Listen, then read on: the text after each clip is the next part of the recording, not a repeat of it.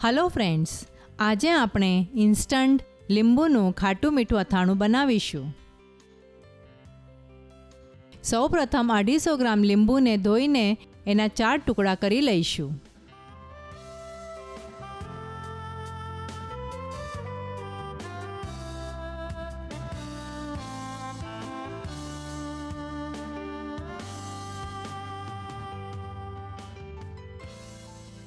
આ લીંબુમાં બતાવ્યા પ્રમાણે બિયા કાઢી લઈશું.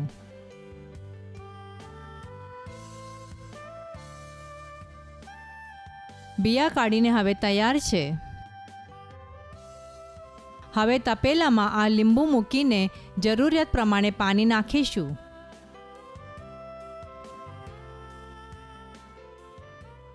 તપેલાને ઢાંકણ લગાવીને 10 થી 12 મિનિટ મીડિયમ ગેસ ઉપર આ લીંબુને બોઇલ થવા દઈશું.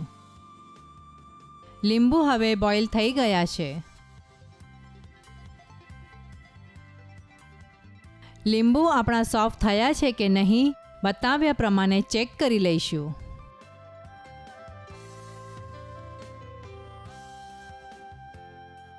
હવે આ લીંબુને ચાળણીમાં કાઢી લઈશું, જેથી કરીને એમાંનું વધારાનું પાણી નીકળી જશે. બોઇલ થયેલા આ લીંબુને રૂમાલ ઉપર મૂકીને હજુ વધારે સૂકા થાય એ માટે મૂકીશું. આમ તો આ લીંબુના ટુકડાને આપણે તડકામાં પણ મૂકીને સુકાવી શકીએ છીએ, પણ આપણી આ રેસીપી ઇન્સ્ટન્ટ હોવાથી પંખા નીચે મૂકીને પણ ડ્રાય કરી શકીએ છીએ.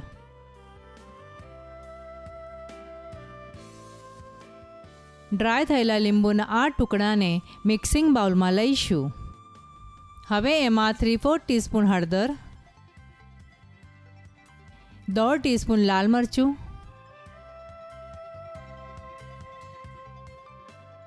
સ્વાદ પ્રમાણે મીઠું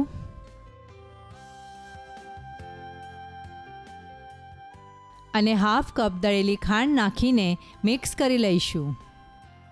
મિત્રો, ઘણા લોકોને લીંબુનું અથાણું ખાટું ભાવે છે, ઘણા લોકોને મીઠું ભાવે છે, તો તમે તમારા સ્વાદ મુજબ ખાંડનું પ્રમાણ રાખી શકો છો. દળેલી ખાંડ સારી રીતે ડિઝોલ્વ થાય ત્યાં સુધી હલાવતા રહીશું. હવે આ મિશ્રણને 5 થી 10 મિનિટ રહેવા દઈશું, જેથી કરીને આ મસાલો લીંબુમાં સારી રીતે એકરસ થઈ જશે. હવે વઘારિયામાં થોડું તેલ ગરમ થયા બાદ 1/2 ટીસ્પૂન હિંગ નાખીને ગેસ બંધ કરી દઈશું. આ તેલને થોડું ઠંડુ થવા દઈશું. તેલને લીંબુના મિશ્રણમાં નાખીને સારી રીતે હલાવી લઈશું. મિત્રો, આ અથાણાને એરટાઇટ બરણીમાં ભરી મૂકશો. અથાણું ખરાબ ના થાય એ માટે સૂકા ચમચીનો જ ઉપયોગ કરશો.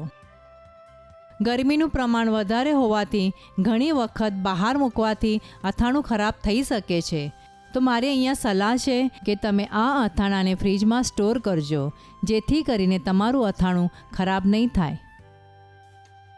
ઇન્સ્ટન્ટ લીંબુનું ખાટું મીઠું અથાણું ખાવા માટે તૈયાર છે. મિત્રો, આ અથાણું તમને કેવું લાગ્યું એનો અભિપ્રાય મારા જોડે જરૂરથી શેર કરજો.